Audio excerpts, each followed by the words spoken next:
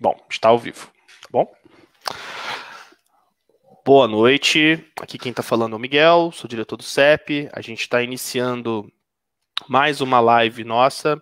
A gente já realizou mais duas lives anteriores, debatendo educação e coisas pertinentes à categoria dos educadores. Hoje vamos fazer mais um debate. É sempre importante que todos participem, comentem, participem dos nossos espaços de formação. Isso é mais um espaço nosso de formação, que a ideia é a gente estar com os debates bem afiados, né? Porque a gente vai passar por grandes desafios agora, principalmente com essa possibilidade do retorno às aulas, e eu acho que a gente precisa estar bem municiado de informação para poder enfrentar esse processo, né? A gente, no CEP estadual, que já teve uma diretriz clara de retorno às aulas, a gente já apontou a necessidade de realização de uma greve para defender a vida das crianças, dos funcionários, dos professores, de todo mundo envolvido com o processo educativo na escola, e a gente tem que debater isso a fundo, né? Se é hora mesmo de voltar às aulas, se as contradições, as questões colocadas pelo ensino remoto também, e a gente convidou para debater aqui com a gente hoje a Bruna Werneck. A Bruna Werneck é design instrucional da Fundação CCIERJ e mestra em políticas públicas. Isso, né? Ciência política. Ciência política pela UF, desculpa. Então, para falar para todo mundo que está nos assistindo, que a ideia é que a Bruna faça uma fala inicial e as pessoas já podem ir fazendo perguntas, que a gente vai selecionar aqui as perguntas para depois a Bruna poder responder e a gente poder fazer esse debate, né? Porque é o que o formato aqui do Facebook permite, né? A gente não vai poder que você apareça na transmissão para poder fazer a sua pergunta. Então, as perguntas vão ter que ser feitas pelo chat. Então, é importante que vocês comentem, e aí a gente vai colocar as perguntas de vocês aqui no chat, e a Bruna vai responder, e a gente vai fazendo uns blocos de perguntas até a gente, que todo mundo seja contemplado, ou que o tempo permitir.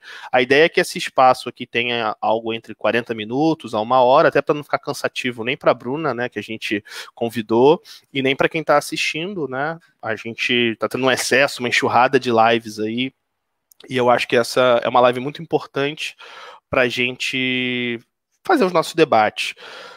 Deixar um recado para quem está assistindo, que é da rede estadual. Na sexta-feira, às 18 horas, a gente vai fazer uma plenária da rede estadual pelo Zoom.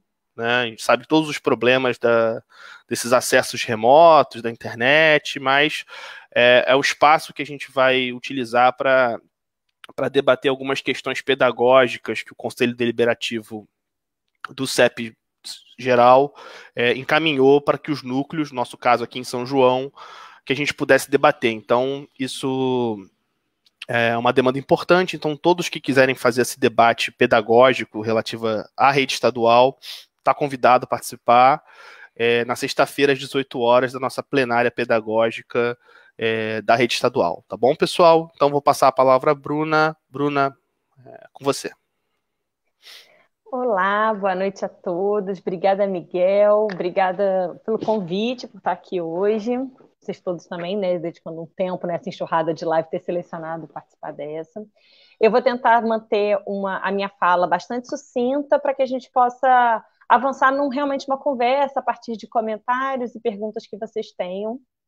Eu acho importante, de partida, eu esclarecer da onde eu falo, né? Eu sou servidora pública estadual da Fundação CCIERJ. Para quem não conhece, a Fundação, a gente tem vários serviços e instituições de divulgação científica e de educação à distância, de adultos, evidentemente, porque até a pandemia, a educação à distância era uma coisa estritamente de adultos. Então, eu parto desse lugar em que eu defendo a educação à distância como uma modalidade válida de ensino em complemento a outras. E eu gosto sempre de citar o projeto CEDERJ, né, o consórcio CEDERJ, o consórcio CEDERJ, que já existe há 20 anos. Então, se a internet hoje é um problema, imagina 20 anos atrás, Então, o próprio Estado do Rio, a Fundação, através da Fundação e das universidades públicas, já tem um acúmulo, já tem uma experiência em tecnologias, em como educar à distância. E eu falo que a EAD ela tem um papel complementar, porque até os anos 90, mais ou menos, que nem a UENF não existia, se você terminava o ensino médio no interior do estado e você queria dar continuidade aos seus estudos, você tinha necessariamente que vir para a região metropolitana. E provavelmente as pessoas arrumavam empregos por aqui, e ficavam por aqui, casavam, arrumavam emprego, e os municípios de onde elas vieram continuavam carentes de professores bem formados, de administradores públicos bem formados. Então, a educação à distância, num país do tamanho do Brasil, ela tem esse papel e essa missão de interiorizar o conhecimento, qualificar os profissionais dos municípios do interior. Então, eu gosto de falar isso no início para deixar muito claro qual é a minha posição, assim, que eu defendo, sim, as tecnologias, o uso da tecnologia e a modalidade de educação à distância dentro de determinados contextos e não em substituição a nada, e certamente para a educação básica a conversa é outra, né? Bom, aí veio 2020, coronavírus, todos fomos para casa e eu vim participando de muitos debates, porque aí a gente entra numa questão que é, se nós estamos à distância por necessidade, o que se faz nesse momento? Assim, qual é o papel da gente enquanto educador nessa história? Num primeiro momento, tudo parecia que ia ser muito mais rápido do que a gente, né, percebeu depois, então poderia simplesmente colocar em suspenso e depois a gente repõe essas aulas, e isso era uma escolha razoável com os dados e com o que a gente sabia naquele momento, né? E com o tempo foi ficando cada vez mais claro, com a falta de política pública para a gente conter a epidemia, com o aumento das mortes, o quanto essa situação se estendeu muito mais do que a gente imaginou naquele momento. E aí hoje é importante para a gente fazer esse debate sobre essa pressão da volta às aulas, da onde vem essa pressão, né? Quais são as forças na sociedade que pressionam pela reabertura das escolas, mesmo com a pandemia descontrolada, mesmo com essas mortes, porque acho que as soluções que a gente vai encontrar nesse momento, as saídas, elas têm que dar respostas a essas pressões, e elas são múltiplas, né? Então existem pressões políticas para tentar fingir que está tudo normal, existem pressões dos donos das escolas privadas que querem reabrir as suas escolas porque eles estão tendo atraso de salário, atraso em pagamento de mensalidade, cancelamento de matrícula. Então, eles estão desesperados para reabrir as escolas. E existe uma pressão das famílias, por dois motivos diferentes. Um, por pais que estão sendo pressionados a retomar os seus postos de trabalho e não sabem o que fazer com seus filhos. E dois, alguns por preocupação, que acham que o filho não está aprendendo nada, e enfim. Então, uma série, essas forças elas têm naturezas diferentes, então a gente tem que saber ter resposta para cada uma delas, né? Então, eu venho aqui conversar, porque assim, nesse momento o que se coloca o ensino remoto falhou e é por isso que precisa voltar, porque a gente não conseguiu produzir nada que se chame de educação de educação nesse momento, remotamente. Então, o que é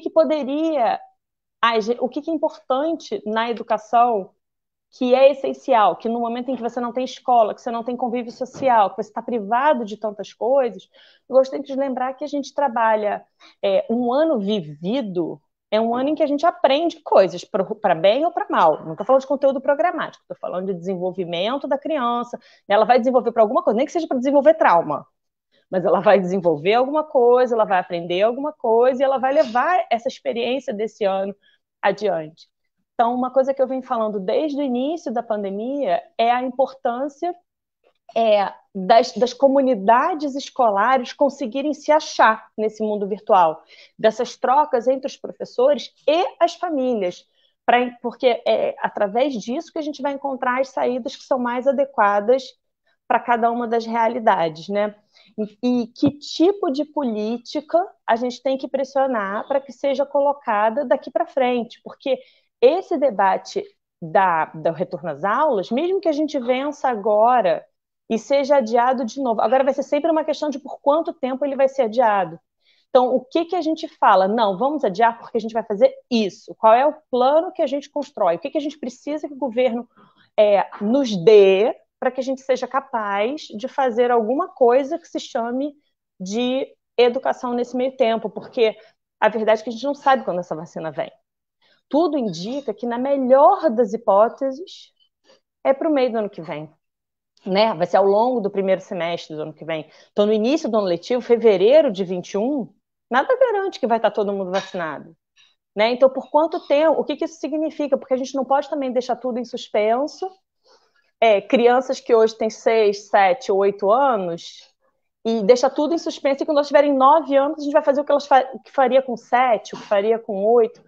Então, a gente tem que ir avançando nessas soluções. Assim, eu gosto sempre de falar que, assim, como da mesma forma que eu falei, né, todos os anos vividos são anos de aprendizado, e da mesma forma todos os espaços, eles podem ser ponto de partida para aprendizado, né? Então, um exemplo que eu acabo sempre dando, porque ele é fácil, assim, cada criança, o horário bate na janela numa determinada hora.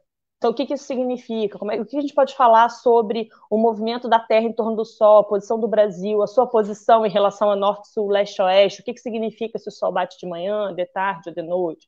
Né? Se a gente vai trabalhar com unidades de medida, fazer os alunos medirem o próprio quarto ou a sala da casa em palmos ou dando passos, e aí entender que você pode medir um mesmo espaço de diferentes formas. Então, assim, existem abordagens e coisas que a gente às vezes não tem nem tempo de explorar tão ludicamente na sala, porque são muitas crianças num espaço só, para um adulto só. Talvez sejam coisas que dá para fazer à distância. Eu não sei, eu tô fazendo. É por isso que eu queria trabalhar a partir das perguntas de vocês, porque eu venho tendo várias conversas de vários contextos muito diferentes, de crianças de idades diferentes, até já fiz algumas lives com as universidades, então os contextos variam muito. Mas o importante é que a gente, de alguma forma, consiga assegurar a família de que esse tempo não está perdido. E aí eu acho que a gente tem que entrar nas condições que a gente precisa que estejam postas para a gente conseguir oferecer uma coisa que se reconheça como educação nesse momento. E eu cada vez mais venho chegando a 2 pontos que eu acho cruciais da gente abraçar e tentar avançar politicamente. O primeiro deles é uma política de internet que não é uma política de internet nas escolas. Não é uma questão de usar recurso da educação para comprar computador e pagar a licença de Windows ou o que quer que seja. É uma política de internet nas comunidades. Porque o sinal 3G ele usa o mesmo espectro eletromagnético que a TV, que o rádio. Por que o rádio é de graça e a TV aberta é de graça? E a internet você precisa ter uma assinatura paga para ter acesso. Não existe nenhum motivo técnico para isso. É um motivo político. É um motivo de que quando inventaram rádio, quando inventaram a TV a cores, achavam que era importante a população ter acesso a esses meios de comunicação. E hoje em dia, numa lógica privatizante, não acham importante que a população como um todo tenha acesso à tecnologia de ponta. Então, o que a gente tem visto como algumas soluções em algumas redes, né, inclusive aqui no Rio de Janeiro, a gente viu, é usar espaço na TV aberta. Mas na TV aberta esse tipo de educação passiva, instrucional. Por que a gente vai condenar os alunos da rede pública a ficar parados só ouvindo, que é o pior do que a gente vem falando, né? Que a aula não pode ser cuspir-giz, a aula não é só dispositiva. E aí você transformar isso num vídeo, numa videoaula, é exatamente reproduzir esse modelo de educação do qual a gente vinha se afastando e retomá-lo sem nem ao menos o contato humano. Isso ainda por cima mediado, cada um isolado em sua casa. A internet ela é importante porque ela é a única forma de comunicação que a gente tem à distância, né? Mas é o único meio de comunicação que permite a interação. Então, que permite que os alunos troquem entre si, que aprendam uns com os outros e que isso vai mitigando os problemas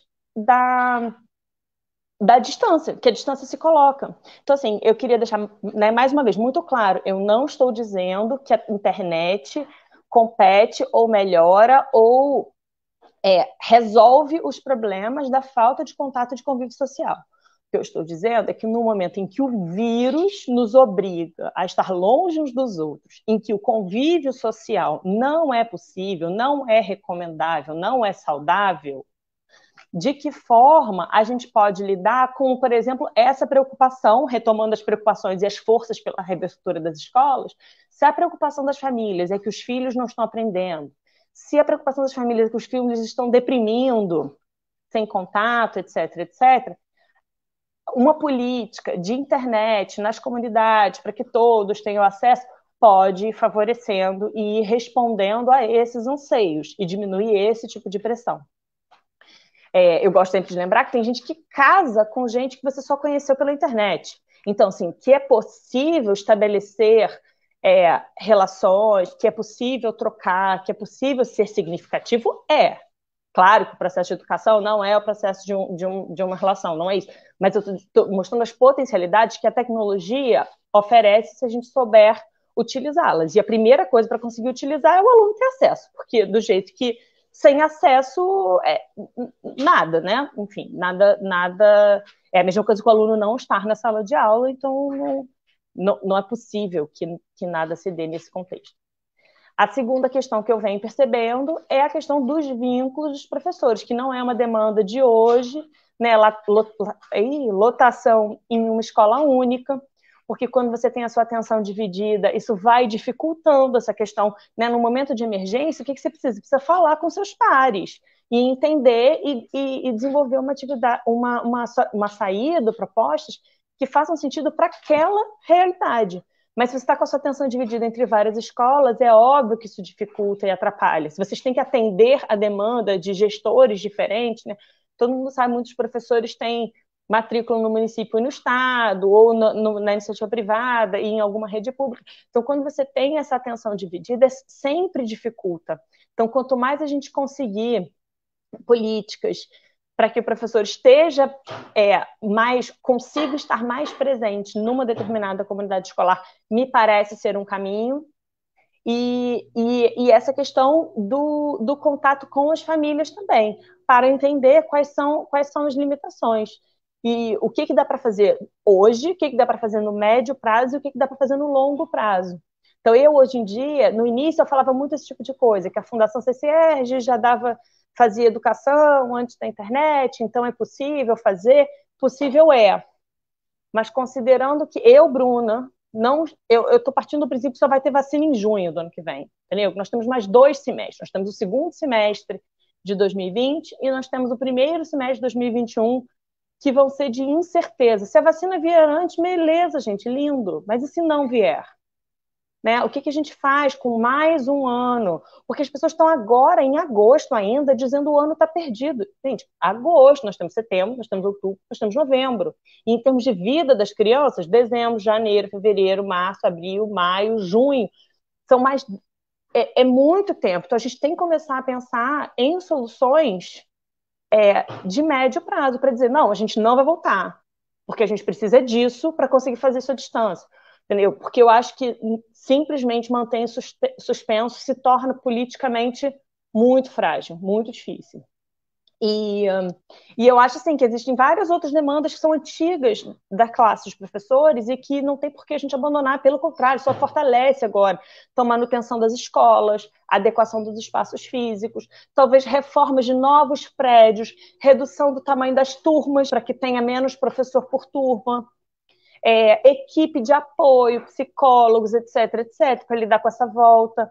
Então, assim, no momento em que essas pautas, que são todas pautas antigas nossas, elas se tornam ainda mais importantes nesse momento do retorno, para poder dar conta do retorno, que não é hoje, né? Mas tipo, para mostrar como que, tá bom, mas você vai botar 40 alunos numa sala quando você não pode aglomerar.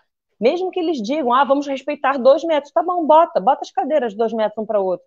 É impossível hoje, é impossível.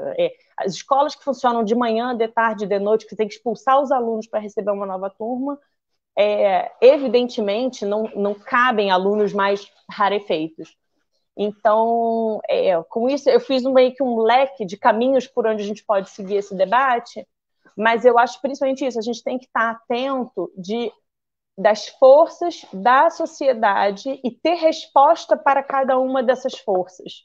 Porque a gente simplesmente dizer não tem condições e não vai voltar, para a mãe que também acha que não tem condições, mas ela está sendo obrigada a voltar para o trabalho dela e ela não tem onde deixar o filho dela, vai ser muito difícil a gente conseguir que ela apoie a gente nessa movimentação.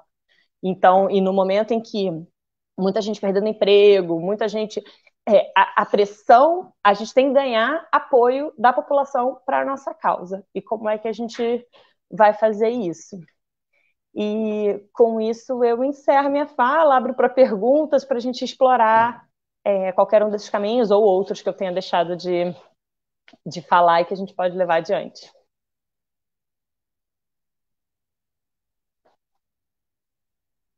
Eu não estou te ouvindo, Miguel.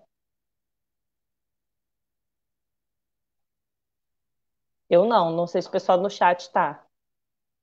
Eu vejo que seu microfone está ligado, mas eu não estou.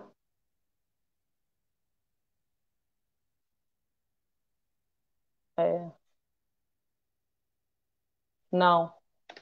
E eu não sei se o pessoal pergunta. Pessoal, no chat, vocês estão ouvindo o Miguel? Não, também não estão te ouvindo. Quer sair da sala e voltar para a sala? Talvez ajude.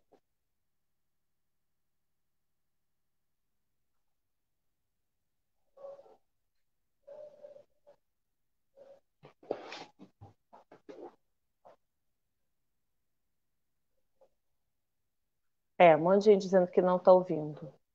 Então aproveita que ele não apareceu, gente, bota a pergunta no chat.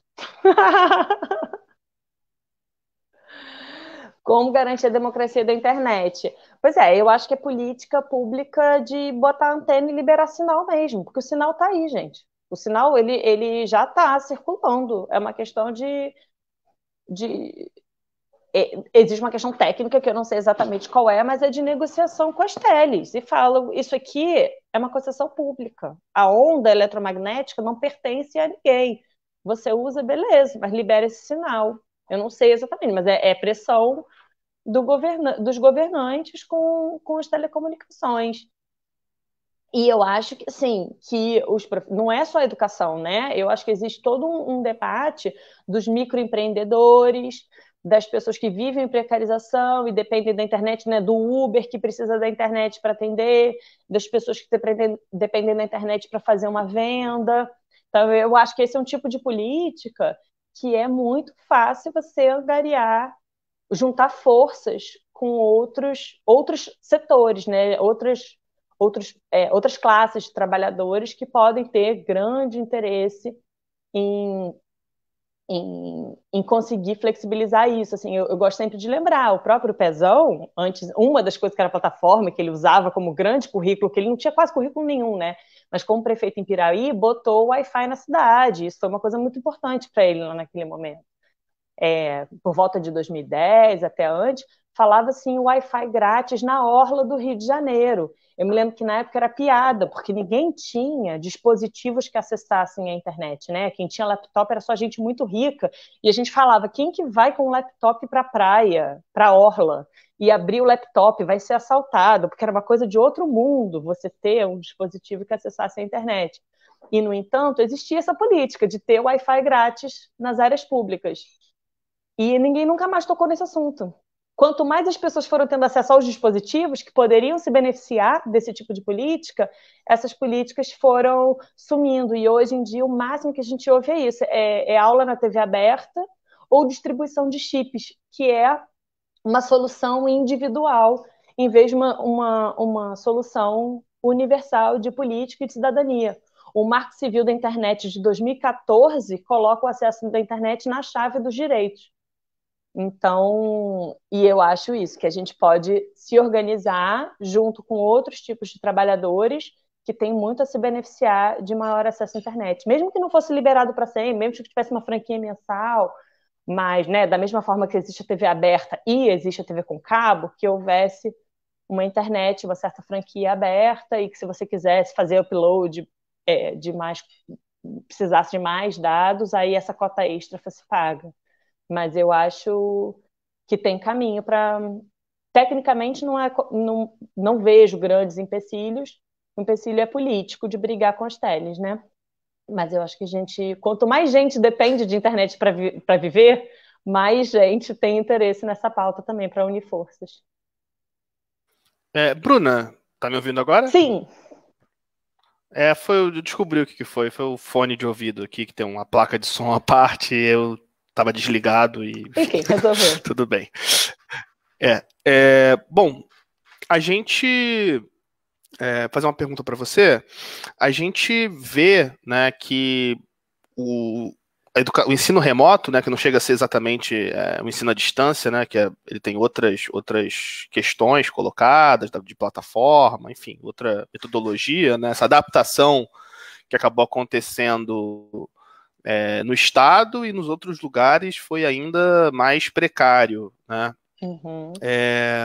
A gente tem visto um baixíssimo, nós professores assim que trabalhamos com ensino remoto, a gente viu baixíssima adesão dos alunos, né? A gente sabe das dificuldades que você mesmo comentou de acesso à internet e como isso acaba inviabilizando, né, o acesso de uma parte considerável dos nossos alunos.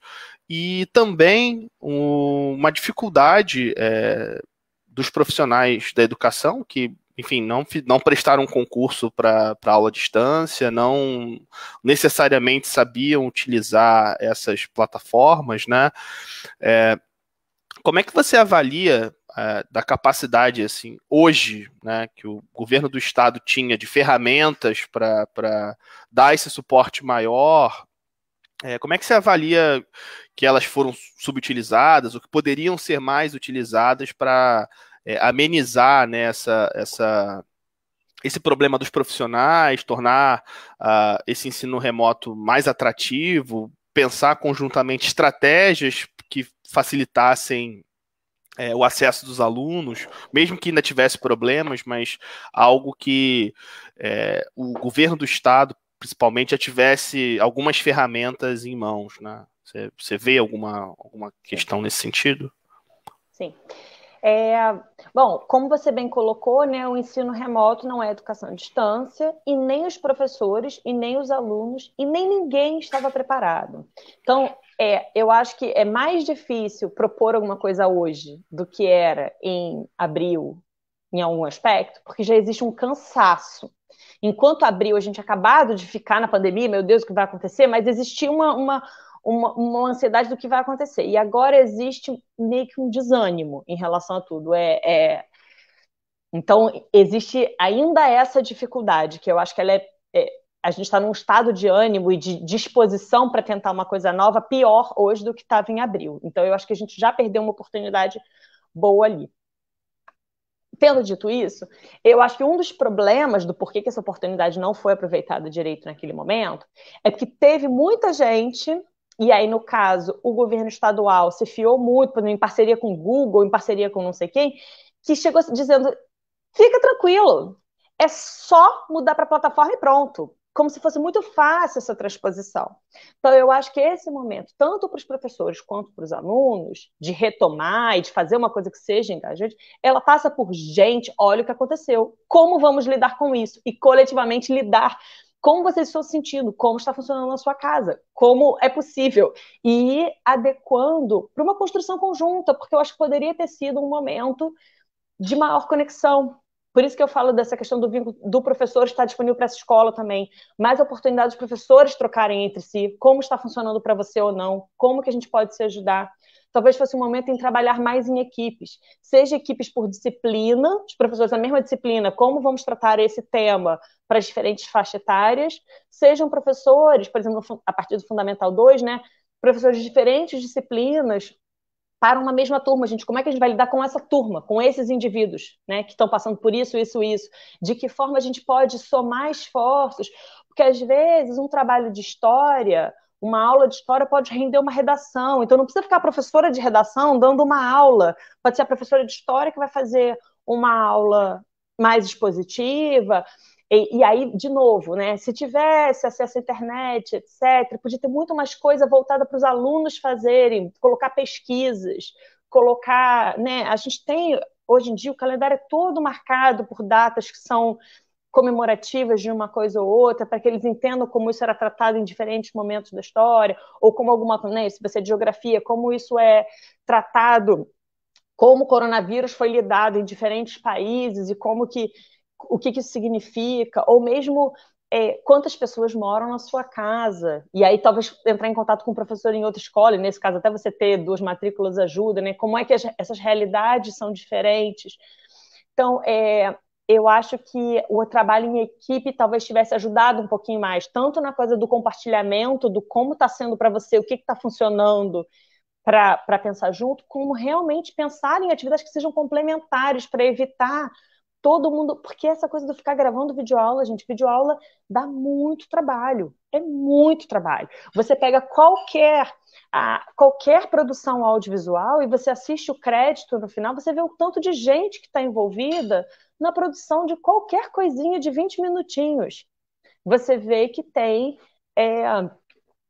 toda uma equipe por trás. E a gente tem hoje em dia, a gente está tão acostumado a consumir produtos audiovisuais que a gente espera certas coisas quando vê videoaula. Então, numa conversa como a que a gente está tendo aqui, ou que você tem em sala de aula, é normal você titubear, você se corrigir, etc. Mas na hora que você grava uma videoaula, fica todo mundo se sentindo constrangido e achando que aquilo não está bom. Mas, gente, jornalista para virar âncora de TV, comeu muita grama, fez muita coisa até chegar nesse nível de locução, de encadeamento, de pensamento, coisa rápida, que não é razoável esperar que ninguém saiba e dê conta de fazer isso do dia para a noite. Então, eu acho que faltou esse tipo de conversa, de alinhar as expectativas do que significaria, entendeu? Então, quando o secretário, ou alguém dando cursinho, ou as pessoas ligadas às fundações, falam, gente, é só fazer. Não tem só, não tem só. Então, eu acho que passa muito por aí, e eu acho bastante assim, que a honestidade com os alunos, ainda mais alunos, quanto mais velhos, mais eles vêm. Cara, esse professor não sabe o que está fazendo. Claro que você não sabe, porque ninguém nunca fez isso antes, porque não é nenhum demérito a um professor não saber fazer o que ele nunca fez antes, porque ninguém fez antes. Então, é um momento até de conversar sobre o que é aprender, o que é ficar melhor numa coisa conforme o tempo vai passando. Então, eu acho que tem várias questões que eu acho que são educação, são intrínsecos da educação e que poderiam ser tratados ao longo desse tempo, mas que essa tentativa de só transpor e dar uma aula como você daria, como se a pessoa não estivesse em casa, como se ela não tivesse medo da morte, como se não tivesse com medo da mãe perder o emprego, como se nada disso estivesse atravessando o processo, porque assim, não é à toa. As crianças, quando elas vão para a escola, elas se separam de todos os problemas que existem em casa. Assim como os professores se separam dos próprios problemas que têm em casa, porque eles estão fisicamente em outro espaço. Claro que mentalmente sempre pode afetar, mas existe uma coisa que você fica um pouco protegido naquele ambiente da sala de aula. E quando essa proteção se quebra, a gente tem que tomar mais cuidado na comunicação e não partir de pressupostos que as pessoas têm a mesma disposição que teriam naquele outro contexto. Perfeito. Tem mais uma pergunta aqui. Vou colocar aqui na. Como a internet em outros países. Olha, eu não sou uma especialista nesse assunto, mas eu sei que em países muito mais ricos do que a gente internet é muito mais barata do que aqui.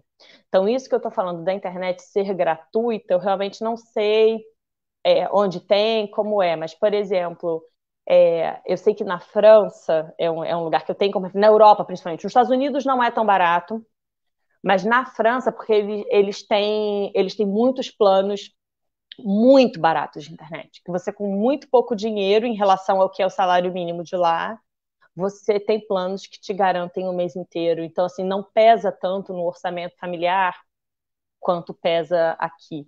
Então, realmente, essa política que eu estou propondo, Eu não sei, mas por exemplo, eu sei que a Índia tem na Índia e no Quênia, são 2 lugares que têm uma política de internet por celular fortíssima, que as pessoas desenvolveram todo um sistema bancário em cima de internet por celular e de atendimento de saúde também. No Quênia, eu lembro de ter visto um programa que tinha a ver com atendimento de saúde. Então, existe um desenvolvimento nesse sentido. Eu não sei dizer se é tão universal, se é tão gratuito. E, claro, eu estou colocando o que a gente briga, né? A gente tem que ver o que a gente consegue. Mas eu sei, fato é que na Europa, por exemplo, a internet ela não é uma coisa cara, ela não pesa tanto. Os pacotes aqui são todos muito caros de acesso a dados. E a gente tem uma questão muito complicada que também na Europa eu sei que foi bloqueada, é isso do WhatsApp e do Facebook serem de graça, né? Porque isso a gente vai entrar numa outra questão, que é como se fosse uma venda casada. A gente, se tem uma coisa que a internet é boa, é que assim, você tem a informação do mundo à sua disposição. E se tem uma coisa que os nossos jovens precisam aprender, e os nossos adultos também, os idosos, então, de hoje ainda precisam aprender, é confiabilidade de fontes, né? No mundo em que qualquer informação chega até você, como é que você sabe distinguir o que é confiável, o que não é, por que você deve entender, né? Porque elas têm graus de confiabilidade diferentes. Então, você ficar com o mundo da internet restrito ao que chega no Facebook ou ao que chega ao Zap é criminoso. Enquanto a gente poderia, por exemplo, né, de novo, dando exemplos aleatórios, está mandando o aluno fazer pesquisa de sistema solar usando as fotos da NASA. Porque a NASA está aí, as fotos estão lá, é só usar, é só ensinar o aluno que isso existe, como se faz, como se busca, o direito autoral, que tipos de imagem que se pode usar ou não, em que contexto ou não, porque tudo isso são saberes cruciais para o século XXI. Então, se nesse momento a gente não pode, não tem como fazer o que a gente tinha planejado fazer, essa é a minha bandeira, desde o início da pandemia. Rasga o que tinha planejado. Pensa no que está posto, qual é a nossa realidade hoje e o que é importante a gente ensinar para os nossos alunos hoje, como é que a gente fortalece essa comunidade escolar e desenvolve e cresce mesmo nessas condições. Assim, o que é possível e o que a gente precisa ter para que seja ainda melhor. Bruna, vou fazer mais uma pergunta aqui para você. A gente tem visto, né, os governos municipais, o próprio governo estadual, se movimentando para, como você falou na sua fala, né, cedendo à pressão desses entes privados, uma parcela pequena da população também, que tem essa necessidade, né, de ter alguém para ficar com seus filhos enquanto vai estar no trabalho, de já apontar um retorno às aulas presenciais, né? E, em muitos casos, mantendo também esse sistema concomitante de ensino remoto. Como é que você avalia essa questão desse retorno presencial, né? Qual pode ser o impacto, de repente, dessa adoção dessas 2 modalidades de ensino para quem não acessou, né, não conseguiu acessar o ensino remoto, aí vai voltar no presencial. Como é que você avalia que enfim, pedagogicamente, né, como é que seria essa confusão de quem já conseguiu assistir uma aula, de quem não conseguiu assistir, porque, assim, as estratégias que estão colocadas, né, são tipo, olha, volta todo mundo para a escola, né, vai ter lá um plano de redução e tal, mas volta todo mundo para a escola e depois vendo o que dá, né, então isso me parece... além da impertinência da questão sanitária e da saúde, né, um contrassenso pedagógico, porque não parece haver nenhum plano, né? Porque se você ficou até agosto, né, A previsão é de volta do Estado, das atividades presenciais, outubro, né? A gente espera conseguir reverter essa questão através da nossa batalha, tanto judicial quanto de mobilização, de política, né? Para reverter essa mudança. Mas na concepção do gestor, né? Como assim? Olha, vai ter aí agora, ficamos 9 meses sem atividades presenciais, e aí agora a gente vai lá e faz 2 meses de aula para fechar, assim, qual a pertinência disso, né? Então, gostaria que você pudesse comentar um pouco, assim, como é que você avalia essa possibilidade já materializada, né, de retorno às aulas, assim, como é que você enxerga isso dentro desse contexto? É temerário, né? Enfim, começa pelas questões sanitárias que não estão postas. Eu não consigo nem começar a pensar em como é isso, 40 alunos dentro de uma sala de novo nesse momento. Mas beleza, vou superar esse momento do sanitário, vou aceitar que de alguma forma isso é possível. Eu fico pensando que talvez tenha alguma estratégia de... Eu não sei se vocês conseguem saber que alunos tiveram maior presença ou não, o quanto que conseguiram. Eu acho que tem uma coisa de avaliação diagnóstica que cada professor vai ter que fazer, ou cada, digamos, equipe, né? De novo, acho que cada professor sozinho, lidar com a sua turma sozinha é furada. Vou colocar isso várias vezes aqui nessa reunião, porque eu acho que tudo vai dar muito trabalho. Então, quanto mais sozinhos vocês ficarem, mais isolados uns dos outros, tentando achar os próprios caminhos, pior. Mas eu acho que algumas questões de avaliações diagnósticas para ver que alunos conseguiram avançar quanto. E aí pensar em estratégias, não em isolar quem já aprendeu segue adiante e quem não aprendeu fica para trás, porque eu acho que só vai criando mais desigualdades nas turmas. Mas talvez entender quem são os alunos-chave que já aprenderam alguma coisa e os alunos que talvez ainda estejam com mais dificuldade e tentar fazer até uma questão de par entre eles, porque o aluno que já aprendeu, ele também revisa ao ensinar para o outro, ele também então uma coisa de troca entre eles, porque o professor sozinho não vai conseguir dar conta de fazer tudo.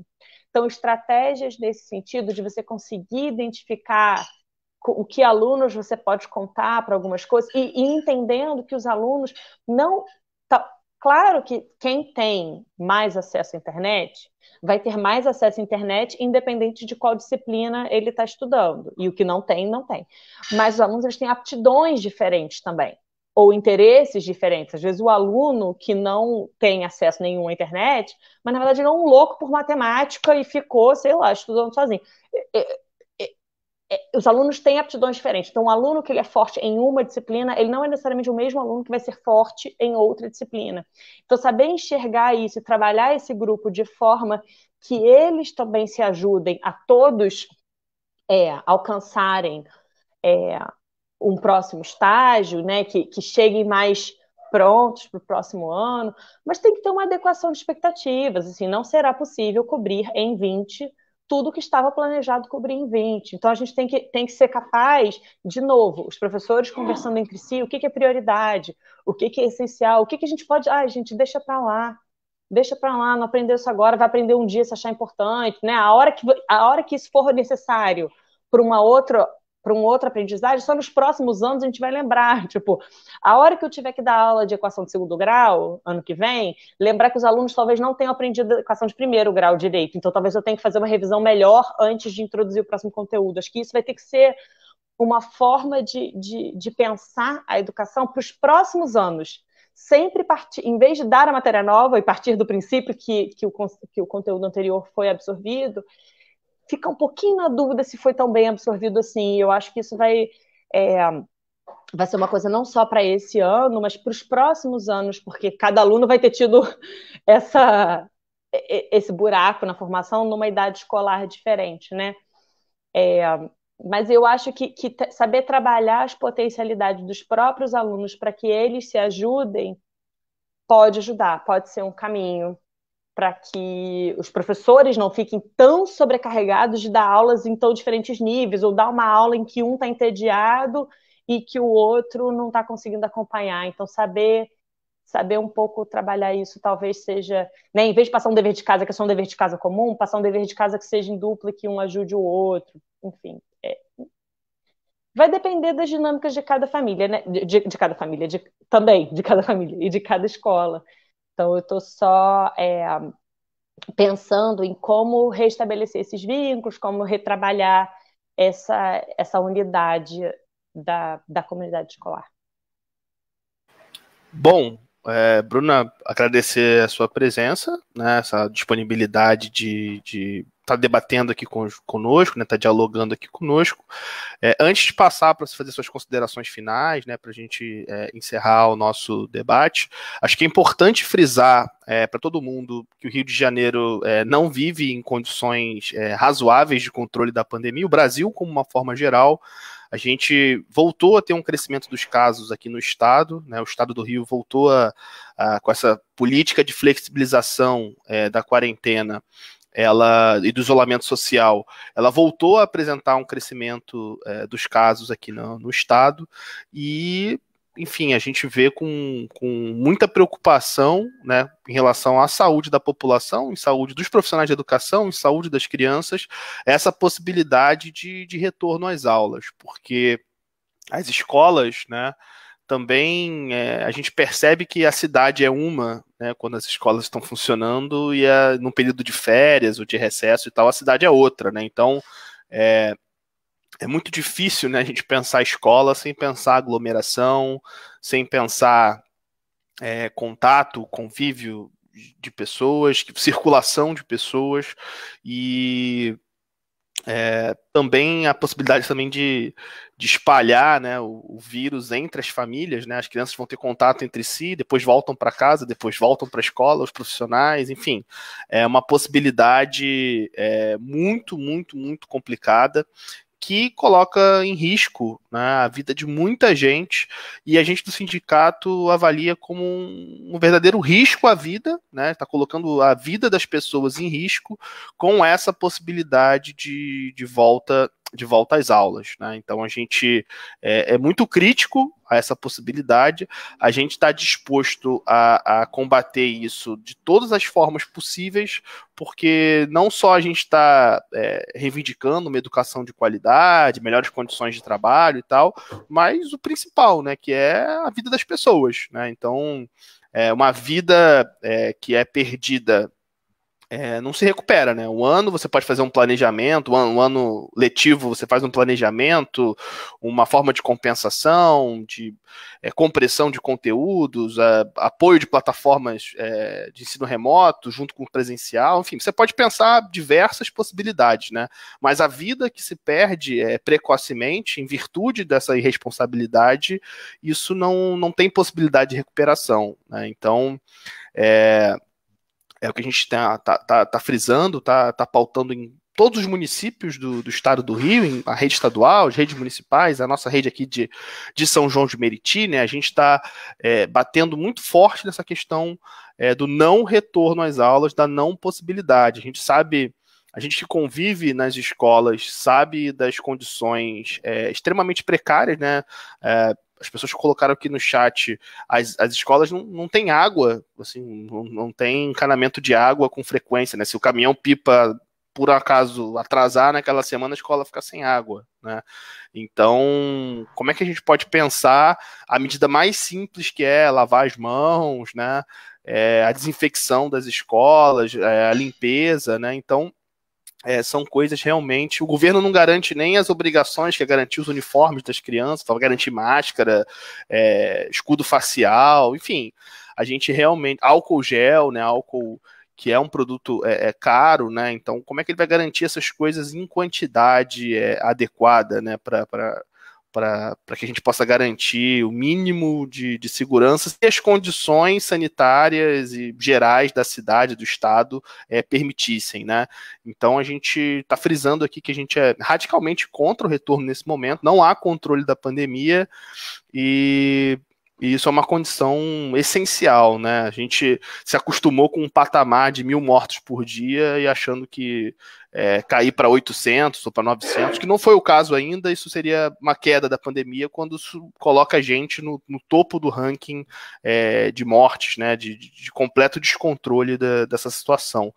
Então, deixar esse recado para todos que estão nos ouvindo, nos vendo, e agradecer novamente, né, a sua presença, a sua disponibilidade. É muito legal poder conversar contigo, bater esse papo aí nesse fim de tarde, início de noite de terça-feira. Agradecer em nome de toda a direção do sindicato pela sua disponibilidade. Muito, muito importante para a gente. E deixar você para suas considerações finais, deixar um recado para o pessoal, um contato, alguma coisa que você acha pertinente aí falar no final, tá bom? Obrigado. Tá certo. Tá certo. Obrigada, Miguel. Eu que agradeço mais uma vez o convite, o espaço. Eu espero que eu tenha contribuído para o debate, para as reflexões de vocês. Concordo plenamente que a prioridade tem que ser a vida. Por isso que eu comecei minha fala com isso, né, de mapear da onde vêm as pressões pela volta, algumas mais ou menos legítimas, né? Existe uma variedade aí, mas para buscar parceiros, né, em como lutar isso, porque os professores sozinhos muitas vezes acabam sendo estigmatizados por lutas absolutamente justas e dignas, mas a gente sabe que a gente vive uma conjuntura bastante desfavorável. Então, entender direitinho de onde vêm essas pressões pela volta e pensar alternativas em como dar conta dessas pressões com outras saídas e outras soluções que não sejam reabertura das escolas com 40 alunos, etc., que a gente já sabe que é temerário, né? Que não é solução para nada. É uma resposta, mas não é uma solução. É isso, assim, queria, né, de novo, agradecer, espero que tenha contribuído. E quem quiser, né, me adiciona aí no Facebook, eu tô sempre nas redes. Eu não trabalho em escola, então para mim é sempre muito rico também ouvir de vocês a realidade, como está funcionando ou não. Me coloco à disposição para quem quiser pensar saídas. É uma coisa que me interessa mesmo, repensar esse tipo de coisa que eu falei, né, de como se organizar em grupo ou como abordar certas coisas, como usar o melhor das tecnologias que porventura vem. Então, assim, me coloco realmente à disposição para ajudar dentro das minhas possibilidades no que eu puder. Então, podem me adicionar aí, Bruna Werneck Canabrava, no Facebook mesmo, e continuemos nessa batalha. Bom, agradecer a presença de todos que nos viram desde o início até agora. E, enfim, estamos encerrando a nossa live. Tchau, tchau, pessoal. Boa noite. Fiquem bem, mantenham o distanciamento social quem puder. Lavem as mãos, todas as medidas aí, usem máscara, né? Isso tudo é muito importante para a gente garantir a nossa saúde e os dos nossas pessoas próximas, né? Então, até a próxima. Tchau, tchau. Obrigado, Bruna. Boa noite. Tchau, tchau. Tchau, tchau. Obrigada.